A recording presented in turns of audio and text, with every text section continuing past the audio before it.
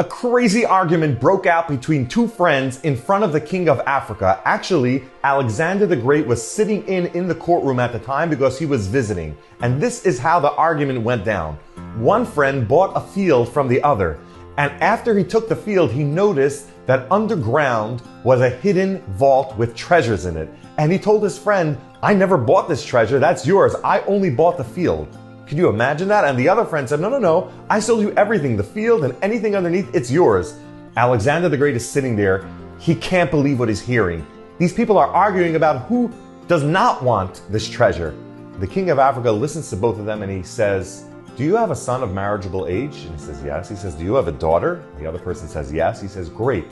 Why don't you marry them off and let them enjoy the treasure together?"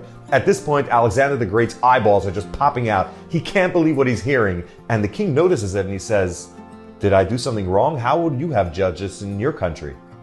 Alexander the Great says, "In our country, most likely, when we found out about this treasure, we would execute both of those guys and keep the treasure for ourselves." The king looks at him and says, "Does the sun shine in your country?" "Yeah." "Does the rain fall in your country?" "Yeah." He said, "Wow. Must be that God really has mercy on all the animals and nature in your country because the people don't seem like they're deserving of any blessing." Wow. That's a pretty low blow, but it's an important point to realize. Hashem sends blessing to the world. He sends blessing that benefits people, benefits animals, benefits the whole entire world.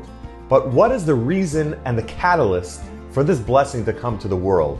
The Behar Yosef says the answer is given in our parsha. It says in Bechukosai Tilechu, if you follow the Torah and you do the mitzvos, Nasati Geshmechem Bi'itam, which translates as I will give your rain at the right time. Why does it say your rain? It should say I will give the rain.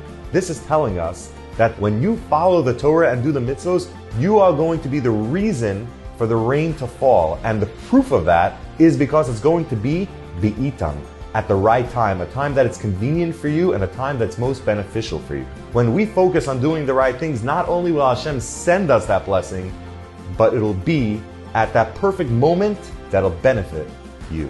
Have a great Shabbos.